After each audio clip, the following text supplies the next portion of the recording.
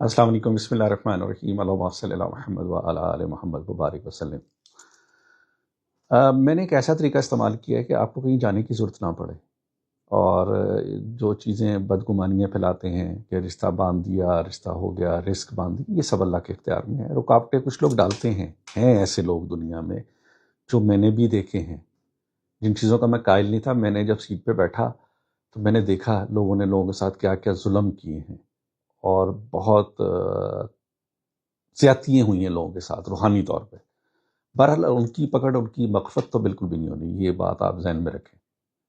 اگر آج کسی نے آپ کے ساتھ زیادتی کی ہے روحانی دنیاوی اس دنیا میں، تو اس کو اپنی قبر میں حساب دینا پڑے گا۔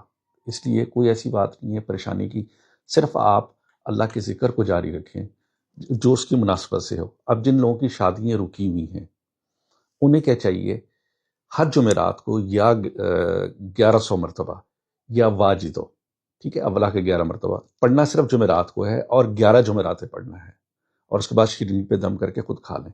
تو انشاءاللہ تعالیٰ ان 11 جمعراتوں میں آپ کو اچھا کوئی رشتہ مل جائے گا، اور کوئی اچھا سبب بن جائے گا۔ اچھا، اب دوسری بات اس میں یہ ہے، استخارہ ایسے آدمی سے کرائیں جس کو واقعی استخارہ کرنا آتا ہو، ٹھیک ہے۔ ہم کیا کرتے ہیں کہ ادھر سے ادھر سے میں نے خود استخارہ کر لیا، ایسا نہیں ہے، ایسا بالکل نہیں ہے، قطعاً نہیں ہے۔ اس کے لیے خاص میتھڈ ہوتا ہے، خاص طریقہ کار ہوتا ہے۔ اللہ کے رسول صلی اللہ علیہ وسلم نے جو طریقہ بتایا تھا وہ تو صحابہ کو بتایا تھا، اہل بیت کو بتایا تھا، اور اہل بیت جیسا استخارہ تو لیول ہی کچھ اور ہے جی۔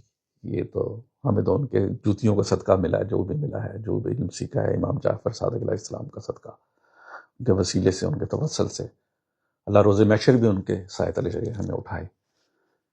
تو یہ آپ لوگ کر کے دیکھیں انشاءاللہ تعالیٰ۔ اگر پھر بھی شادی میں کوئی پرابلم آتی ہے تو آپ اسے میرے بارے میں نمبر پر رابطہ کریں، اپنا نام دیں، اپنی والدہ کا نام دیں اور ڈیٹ آف برتھ دیں، تو میں آپ کو باقاعدہ اس کا طریقہ کار بتا دوں گا، اور آپ انشاءاللہ تعالیٰ شادی شدہ ہی ہو کے جائیں گے اس دنیا سے انشاءاللہ۔ السلام علیکم، اپنا بہت خیال رکھیے گا، اللہ حافظ۔